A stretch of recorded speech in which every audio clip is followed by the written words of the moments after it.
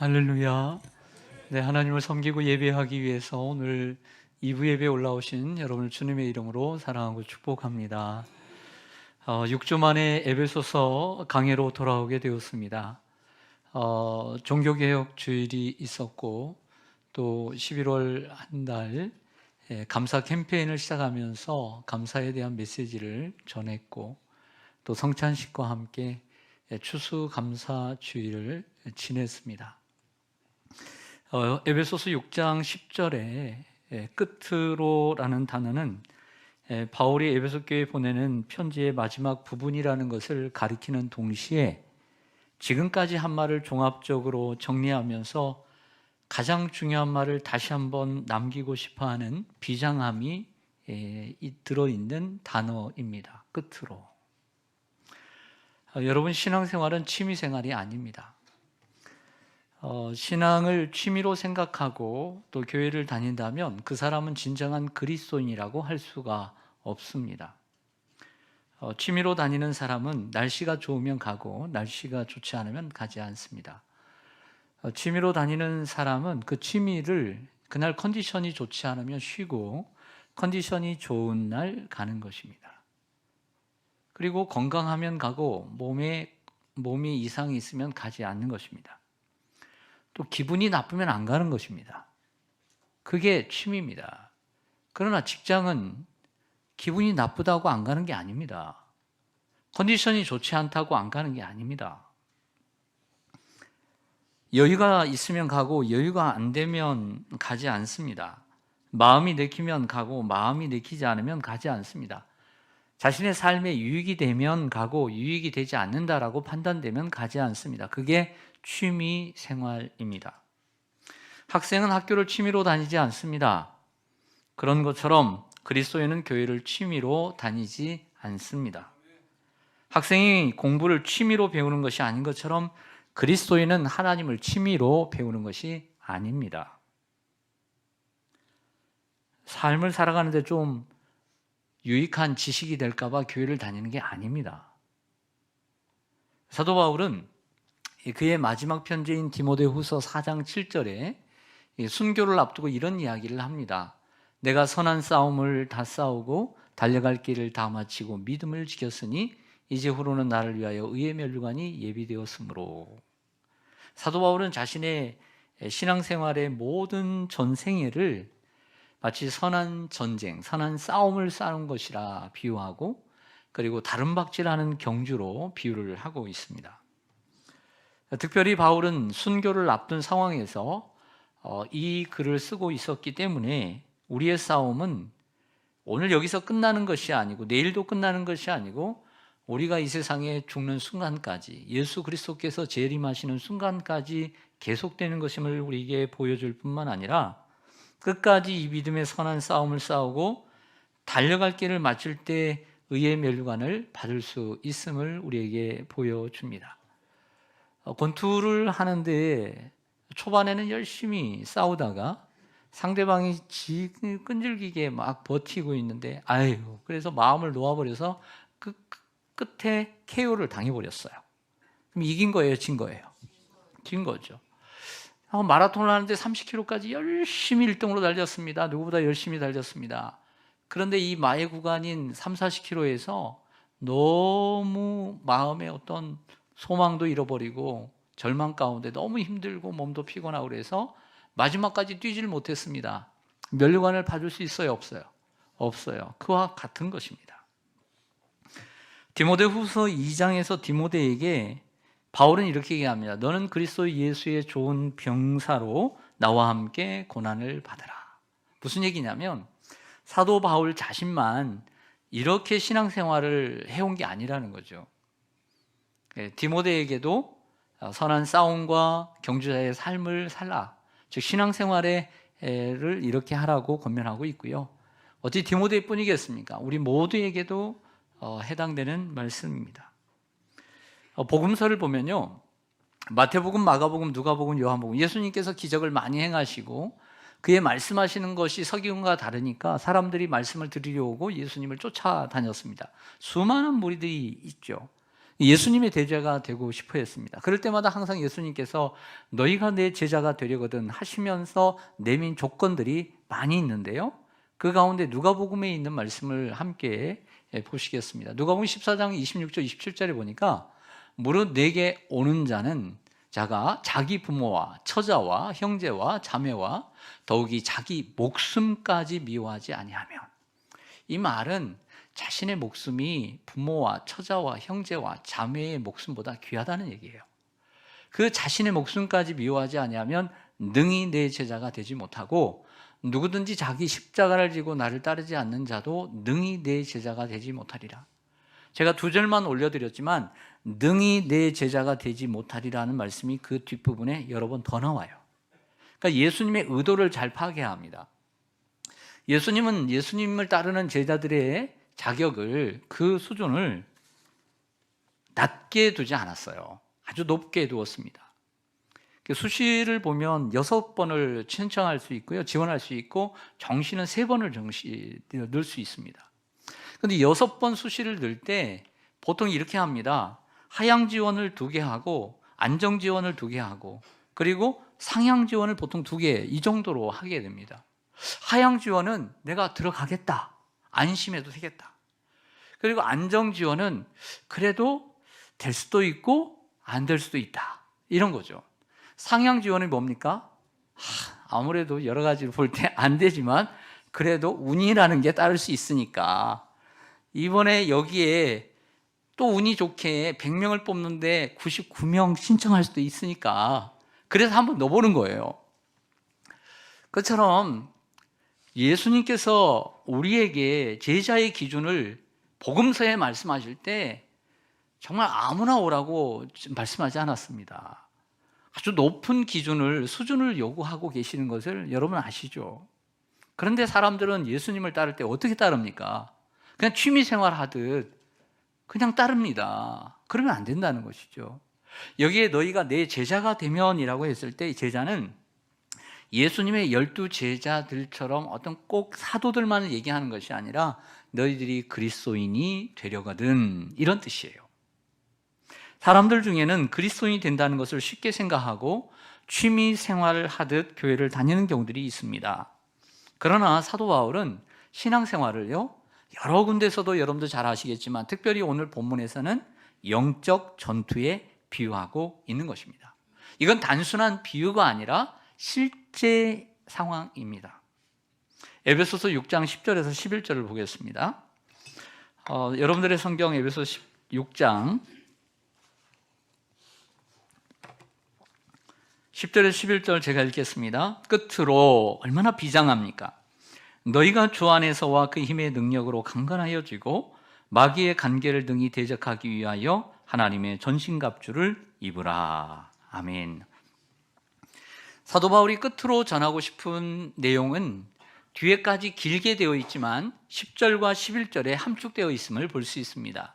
첫 번째 10절에 있는 말씀을 가지고 하나를 본다면, 영적 전투에 우리가 임하고 싸울 때 그 모든 힘의 근원이 주 안에 있고 주님에게 있음을 얘기하고 있습니다.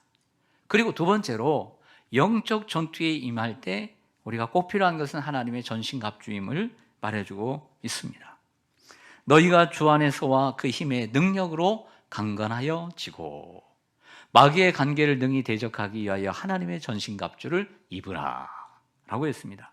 우리의 몸의 힘이, 우리의 힘의 근원이 주님에게 있고, 또 우리가 싸울 수 있기 위해서는 하나님 전신갑주를 입어야 한다는 것입니다.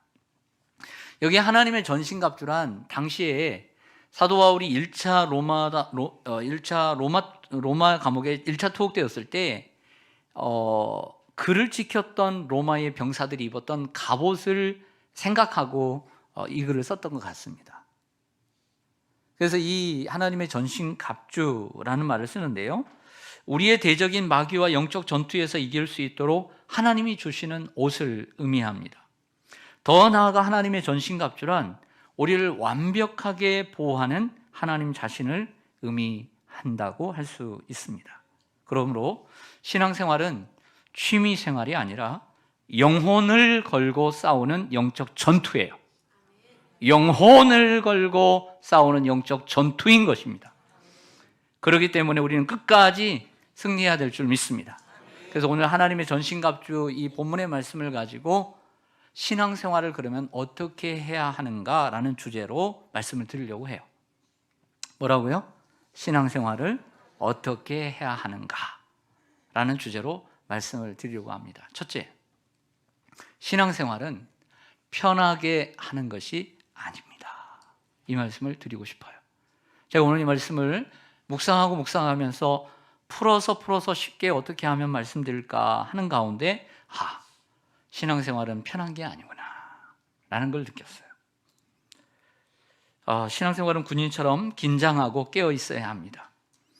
제가 30년 좀 지났는데 군대 생활을 하면서 가장 힘들었던 부분 가운데 하나가 뭐냐면 뭐 돈이 없고 뭐 필수품이 좀 적고 그런 것보다는요, 밤근무를 쓰는 거였어요. 밤근무. 요즘 뭐 막사가 편하니까, 군대 생활이 편하니까 저희 큰애 같은 경우에는 밖에서 근무를 안 썼다고 하더라고요. 어떻게 군인이 밖에서 근무를 안 써요? 로비에서 그냥 앉아서 썼대요. 이게 말이 됩니까? 이게 군인입니까? 이렇게 편한 군대도 있답니다. 제가 너무 기도를 세게 해가지고 내가 전방에서 내가 이게 헌신을 했으니까 우리 좀 자식들은 좀 편하게 해주는 게 기도가 너무 빨리 응답돼가지고 한 놈은 전라도로 한 놈은 경상도로 가가지고 너무 편하게 이렇게 잘 있다고 왔는데 이게 감사인지 감사죠. 근데 근무할 때 가장 좋은 시간대는 뭐냐면 보통 10시에 이제 취침 점호를 하게 되면 이 8시에서 10시 사이에 근무조가 제일 좋습니다. 왜냐하면 그때는 취침 점호가 무서웠어요. 얼마나 무서웠는지 몰라요. 그렇기 때문에 미리 나가버리는 거예요. 그래서 점호 딱 끝나면 다 잘 때 들어와서 그냥 다 자는 거죠. 그러면 온전히 다 잘 수가 있잖아요. 그 다음 좋은 게 뭐냐면 취침 점호가 끝나고 바로 나가는 겁니다. 바로 나가서 이제 일찍 들어와서 자는 거죠. 가장 나쁜 건 새벽에 한참 깊이 자고 있는데 깨웁니다. 늦게 일어나면 얻어맞습니다. 그래서 깨울 때 관등성명 딱 대고 일어나야 됩니다. 그리고 난 다음에 군복 입어야 되죠. 그리고 요즘은 정말 이 끈도 없더만요. 그 옛날엔 또 군화끈 매야 되죠. 이 철모인데 철모가 아니었어요. 가벼워요. 하이바. 이 하이바를 써야 되죠. 또 총기 꺼내야 되죠. 암고 다시 한번 생각해야 되죠. 근데 더더욱 그날 정말 무서운 고참하고 함께 근무를 설 때 그게 더 죽을 맛이에요. 암고도 생각이 안 나면 더 아주 힘든 하루를 보내는 거죠. 성도 여러분, 군인들이 왜 밖에서 근무를 설까요? 38선은 쫙 위에 있거든요. 아니 경기도에서 근무하는데 왜 북한 저기도 아닌데 왜 근무를 섭니까? 깨어 있으라고 하는 것입니다. 왜 밖에서 근무를 섭니까? 나라를 지키고 내 가족을 지키기 위해서 서는 것입니다. 도둑이 들어오지 않도록, 이상한 사람이 들어오지 않도록 지키는 것입니다. 언제 전쟁이 일어날지 모르고 밤사이 이상한 사람들이 들어오지 못하도록 지키기 위해서 쓰는 것입니다. 근무를 서지 않고 만약에 우리 잔다면 몸과 마음이 얼마나 편할까요? 군인들이. 그러면 뭐냐고 저기 군대를 갑니까? 10시, 11시, 12시까지 푹 자던 애들이, 그냥 부모님들도 건들지 않는 애들이 그렇게 군대 가서 또 생활하려면 군대 왜 갑니까? 안 가는 게 더 낫죠. 비싼 월급 주고 고생하니까 월급도 주는 거예요. 할렐루야. 나라를 지키잖아요. 우리도 왜 집에 편히 자고, 왜 교회에서 그냥 집에서 그냥 편히 푹 자고 그러면 되지 왜 교회 나와서 기도합니까? 교회를 사랑하고 성도들을 사랑하기 때문에 기도하는 거예요. 교회를 지키고 싶어서, 성도들을 지키고 싶어서 기도하는 거예요. 그 마음이 크니까 빈자리가 아파서, 빈자리가 너무나 가슴 아프니까 몸이 피곤해서 나와도 피곤해도 지키는 거예요. 왜 엄마 아빠가 아침에 일찍 일어나서 직장에 가지고 밥하고 빨래하고 그럽니까? 가정을 지키기 위해서 수고하는 거예요. 안 그렇습니까? 엄마는 잠이 없습니까? 아빠는 잠이 없으니까 편히 쉬고 싶지 않겠습니까? 가정을 지키기 위해서, 자녀들 지키기 위해서 일찍 일어나는 거예요. 열심히 살라고. 교회도 이러한 사람들이 필요해요. 다들 잠을 어떻게 합니까? 교회를 지키기 위해서 누군가는 깨어 있어야 하고, 누군가는 수고해야 되지 않겠습니까? 베드로전서 5장 8절에 보니까 이런 말씀이 있습니다. 근신하라, 깨어라. 너희 대적 마귀가 오는 사자와 같이 두루다니며 삼킬 자를 찾나니. 너무나 유명한 말이고 너무나 잘하는 말씀이라고 흘려듣지 않기를 정말 바라요. 너무나 소중한 말씀은 우리에게 익숙한 말씀이라는 것을 기억해야 합니다. 안양예술공원 쪽, 옛날에는 안양유원지라고 했는데요, 이렇게 쭉 올라가다 보면 왼쪽에 다리를 건너서 가다 보면 안양 갈멜산 기도원이라고 하는 전국에서 최고 가는 5손가락에 드는 기도원이 있습니다. 그 기도원에 한번 가보신 분들도 계실 텐데, 그 기도원 강대상에, 말씀을 전하는 이 강대상에 이 앞에 뭐라고 써 있던가요? 여러분들 혹시 기억나세요? 혹시 가보신 분들, 이렇게 써 있습니다. 기도를 하는 사람이 기도를 아는 사람입니다. 여러분, 신앙은요, 말로만 되는 게 아니에요. 지식으로만 되는 게 아니에요. 순종해야 하는 거예요. 행함이 없는 믿음은 죽은 믿음인 거예요. 기도를 하는 사람이 기도를 아는 거예요. 다들 기도를 안다고 합니다. 그러나 기도를 하지 않으면 기도를 모르는 것입니다. 야구를 다 잘한다고 합니다. 축구를 다 잘한다고 합니다.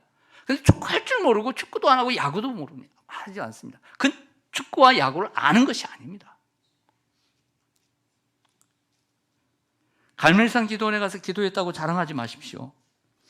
본교회 나와 기도도 안 하면서 기도원 가서 기도한 게 무슨 자랑입니까?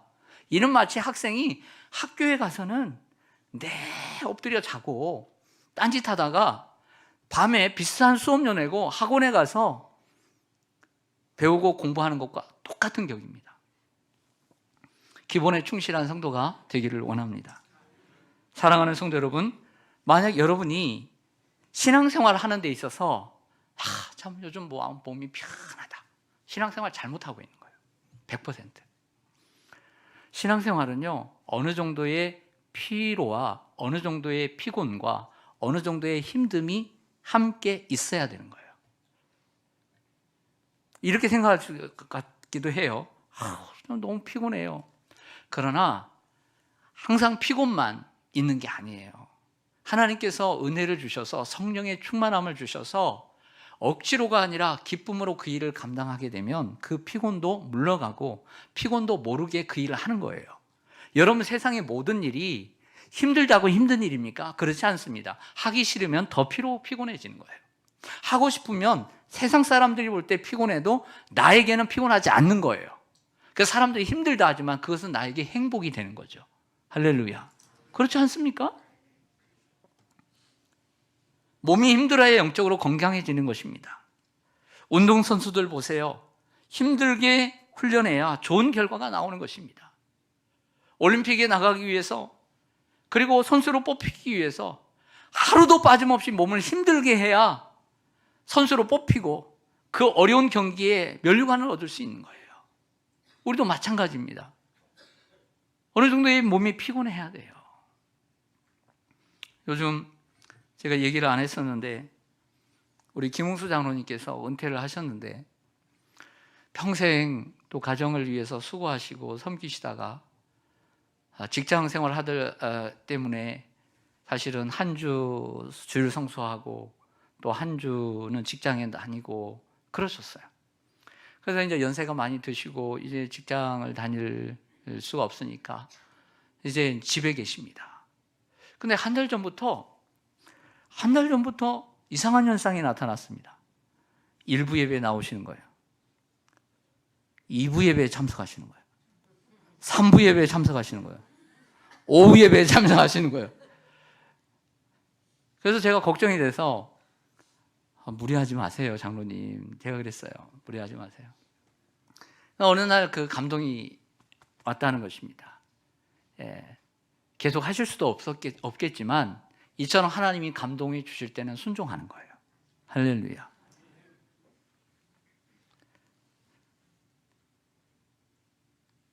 주의 일을 열심히 하느라 몸이 피곤하고 기도를 열심히 하느라 잠 못 자야 합니다. 잘 것 다 자고 다 하면서 주의 일을 한다면 그건 말이 안 되는 겁니다. 그래야 영적 전투에서 승리할 수 있는 거예요. 신앙생활은요, 둘째로 준비되어 있어야 합니다. 에베소 6장 11절을 보실까요? 마귀의 관계를 등이 대적하기 위하여 하나님의 전신갑주를 입으라고 이렇게 명령을 하시죠. 13절에 또 보면 그러므로 하나님의 전신갑주를 취하라고 촉구를 합니다. 저를 보시죠. 사도 바울이 한 번이 아니고 두 번씩이나 이렇게 얘기하고 있는 것은 상황의 시급성과 그리고 긴박성과 중대성을 강조하기 위해서입니다. 좋은 무기가 있어야 합니다. 하지만 좋은 무기를 준비해야 되지만 또한 늘 깨어 있어야 합니다. 하나님의 전신갑주라 했습니다. 하나님 의가 중요합니다. 우리의 전신갑주가 아닙니다. 내가 만든 게 아닙니다. 하나님이 주신 하나님의 갑옷을 의미합니다. 이것은 하나님을 전적으로 의지하고 싸울 때만이 승리할 수 있음을 우리에게 보여주는 말씀인 것이죠. 그것을 유형적으로 보여주고는 있지만 유형적으로 우리가 쓰고 입고 다니는 것이 아닙니다. 우리의 마음속에 있는 것입니다. 그래서 14절부터 하나님의 전신갑주를 소개하고 있는데 이해하기 쉽게 해서 제가 그림 하나를 빌려왔습니다. 로마의 병사들이 입고 있는 옷의 비유에서 구원의 투구, 또 성령의 검, 의의 흉배, 진리의 허리띠, 그리고 믿음의 방패, 그리고 평안의 복음의 신, 순서는 이렇게 되어 있지 않습니다. 순서는 진리의 허리띠부터 시작되고 있지만 여러분들이 잘 보기 쉽게 위에서부터 아래로 말씀을 드렸습니다. 여러분, 그리스도인이 되었다는 것은 소풍을 왔다는 게 아니에요. 그리스도인이 되었다는 것은 영적 전투에 참여한 병사가 되었다는 것을 의미하는 거예요. 아, 목사님 괜히 왔네요. 나는 지금 교회라는 곳을 평안히 쉬려고 하는데 혹시 이런 초신자가 있으십니까? 마음을 바꾸세요. 영적 전투하러 온 것입니다. 전투가 시작된 상황에서 언제나 싸울 수 있는 준비를 우리는 철저히 갖추고 있어야 합니다. 먼저 진리의 허리띠입니다. 몸에 있는 것에 어떤 강조점이 있는 게 아니라 진리에 있습니다.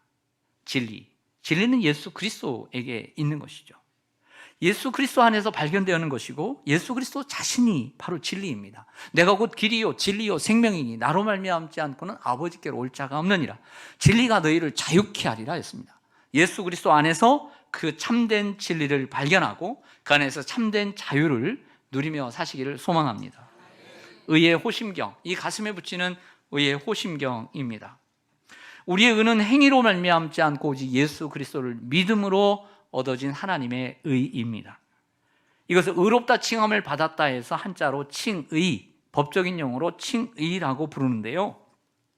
그러므로 나의 의는 오직 예수 그리스도를 믿음으로 얻어진다는 것을 확실히 알고 바리새인들처럼 자기를 의롭다고 여기는 이러한 자리에 서지 말고 오직 예수 그리스도를 믿음으로 오직 그분만이 의로우시다는 것을 우리가 기억하고 살아야 될 줄로 믿습니다. 이것을 우리의 가슴에 쌓아야 합니다. 평안의 복음의 신입니다. 평안입니다. 예수님께서는 우리에게 이 평안을 확보해 주셨습니다. 그럼에도 불구하고 우리는 힘들고 어려운 일들, 정말 갈등의 상황, 아픔의 상황을 만날 때 참된 쉼을 누리지 못할 때가 있습니다. 참된 평안은 주님 안에 있고 주님께서 나와 함께 하시고 주님께서 나와 대적과 함께 싸우시고 그리고 주님께서 나의 앞에서 먼저 행하시는 것을 믿을 때 찾아오는 것입니다. 우리는 건강할 때 평안합니다. 그러나 아플 때 걱정이 됩니다. 평안이 없죠. 자녀가 정말 승승장구할 때 평안합니다. 근데 자녀가 되는 일이 안 되고 또 안 되고 또 안 되고 몇 년 겹칠 때 불안이 찾아옵니다. 그러겠죠? 좋으면 평안하고 나쁘면 평안하지 않는 그 평안이 아니라 세상이 주는 평안이 아니라 주님이 주시는 평안을 누리고 살아야 합니다. 그 사실을 우리가 깨닫고 믿고 살기 위해서는 주님이 지금도 나와 함께 계시며 나의 대적과 함께 싸우시며 나의 인생을 책임져 주신다는 믿음이 있어야 합니다. 그래서 그 시시각각 변하는 나의 삶 가운데서 참된 평안을 누리게 되는 것입니다. 이러한 평안이 여러분들이 있기를 소망합니다. 믿음의 방패입니다. 방패는 생각보다 큽니다. 무척 큽니다. 이것은 멀리서 날아오는 불화살과 그리고 길게 내밀고 있는 창, 그리고 앞에서 싸우고 있는 이러한 칼을 막을 수 있는 이러한 무기입니다.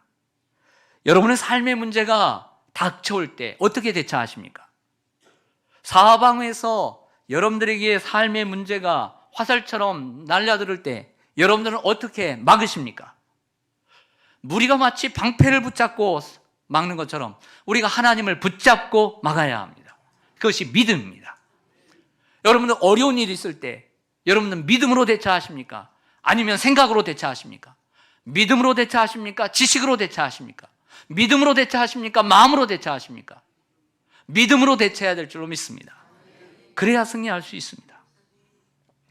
이를 위해서는 성경을 꾸준히 읽어야 합니다.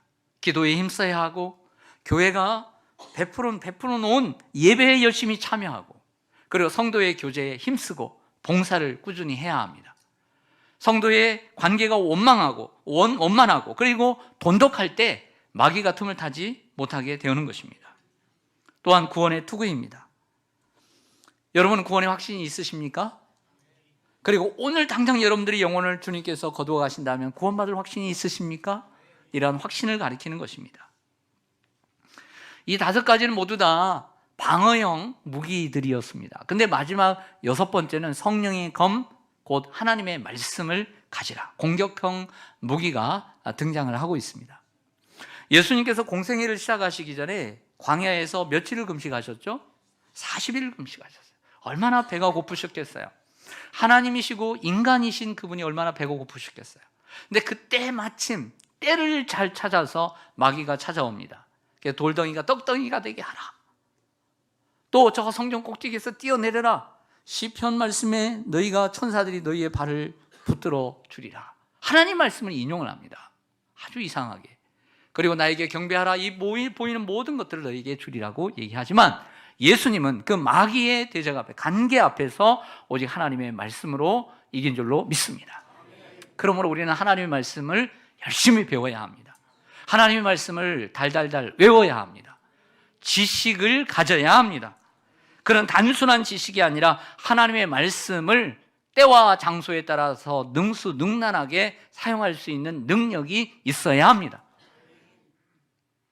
여러분, 최근에 북한이 러시아의 도움을 받아서 우리나라를 자세히 볼 수 있는 위성을 쏘았습니다. 무섭죠? 무기라는 게 이렇습니다. 그런데 보통 사람들은 이렇게 얘기합니다. 우리나라는 그들보다 좋은 비행기가 많고 전투기가 많고 배도 많고 무슨 무기도 많고 많이 있다고 그래요. 참 좋죠. 네. 일단은 무기가 있어야 되죠. 이거 준비하고 있어야 됩니다. 그러나 그것보다 더 중요한 건 뭘까요? 무기를 사용할 줄 알아야죠. 네, 무기를 사용할 줄 알아야죠. 무기만 있으면 뭐합니까? 사용할 줄 모르면 안 되는 거죠. 사용할 방법을 알고 그것을 익혀서 빠르게 사용해야죠. 마귀도 하나님의 말씀을 가지고 대적하기 때문에 우리도 하나님의 말씀을 정확하고 분명하고 확실하게 알고 있어야 돼요. 할렐루야. 그래서 어떻게 다가와도 우리가 싸워서 이길 수 있어야 되는 것입니다. 영적 전투에서 승리하려면 셋째로 가장 중요한 무기, 기도가 있어야 합니다. 사도 바울은 18절에서 20절까지 기도를 다시 한번 부탁하고 강조를 합니다. 그래서 너희가 성령 안에서 기도하라. 항상 깨어서 기도하기를 힘쓰라. 라고 얘기를 하고 있습니다. 3가지 부탁을 하는데요. 먼저는 너희 자신을 위해서 기도하라. 성령 안에서. 2번째는 교회 공동체의 성도들을 위해서 기도하라. 그리고 3번째는 내가 복음을 담대히 전할 수 있도록 나를 위해서 기도해 달라고 부탁을 합니다. 이런 생각이 들지 않습니까? 마귀의 관계를 대적하기 위해서 하나님의 전신갑주를 입으라 했으면 하나님의 전신갑주로 끝내면 되지. 하나님의 전신갑주 다 이루어졌잖아요. 성령의 검까지. 그런데 여기서 끝나면 되지 왜 굳이 사도 바울이 기도를 이야기하고 있느냐는 거죠. 마지막으로 다시 한번 가장 중요한 무기가 기도라는 것이에요.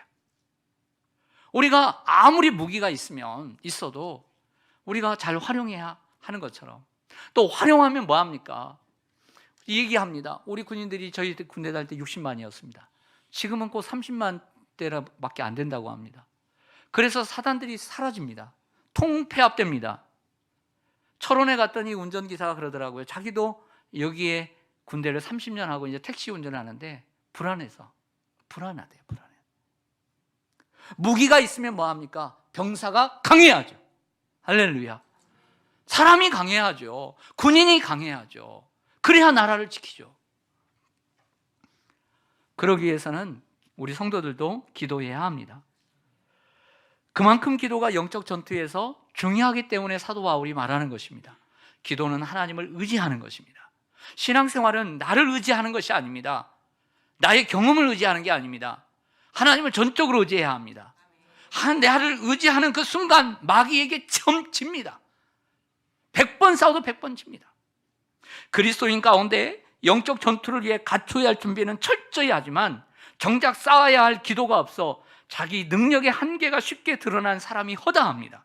우리에게는 바울에게 있었던 능력의 근원인 기도가 절실히 필요합니다.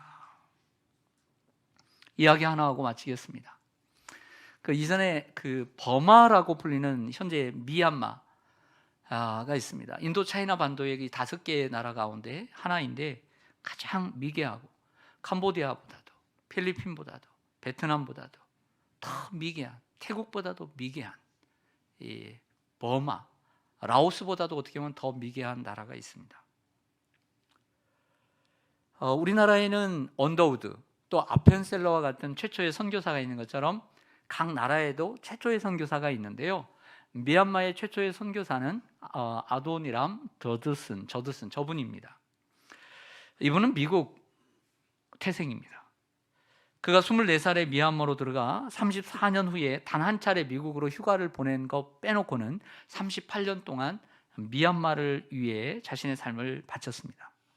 결혼한 지 7일 된 신부를 데리고 선교를 떠나 미얀마의 죽은 영혼들을 위해 그의 젊음을 바쳤지만 21년이라는 긴 세월 동안 감옥에서 살아야 했습니다. 그리고 8개월 된 자식을 풍토병으로 땅에 묻어야 했습니다. 수많은 역경과 아픔을 겪으면서 사역을 했지만 한 명의 결실자를 얻어내는 데는 6년이라는 세월이 걸렸습니다. 지나긴 시련을 거쳐 한 명의 기독교인도 없었던 미얀마에 그가 뿌려놓은 씨앗으로 인해 2000년대에 들어오면서 100만 명이 넘는 그리스도인들이 나타났습니다. 할렐루야. 끝없는 시련 속에서도 이 저드슨이 결국에 승리한 데에는 비결이 있었습니다.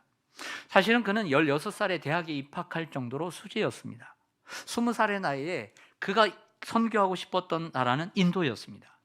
그러나 그 인도에는 인도 선교의 아버지인 윌리엄 캐리가 복음을 전하고 그리고 성경책을 번역하고 있었습니다. 그곳에 도착해 그 윌리엄 캐리를 만났을 때 일이 있었습니다. 캐리 선교사는 몇 차례 죽음의 고비를 넘겼고 번역한 성경책이 모두 불타 사라지는 고통을 경험해야만 했습니다.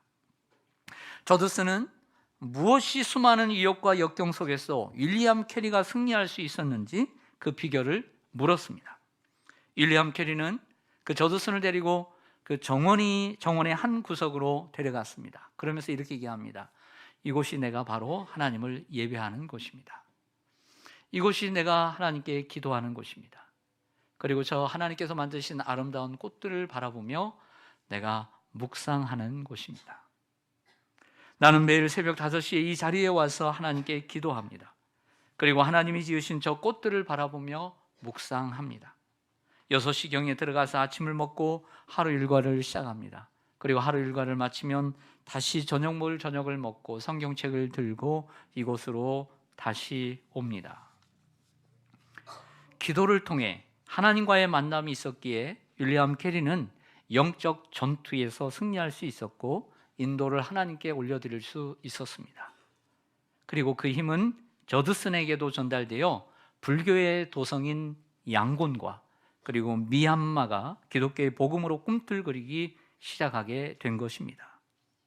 사랑하는 성도 여러분, 기왕에 기독교에 입문하고 또 그리스도인이 되었다면 돌아갈 길은 없습니다. 만에 하나 돌아가고 싶다면 여러분들의 끝은 멸망의 자리입니다. 영적 전투에서 승리하려면 신앙생활 제발 너무 편하게 하지 마십시오. 여러분들의 신앙생활이 잘하기, 성장하기를 정말 바라신다면, 그리고 후퇴하지 않기를 원한다면 너무 편하게 신앙생활 하지 마십시오.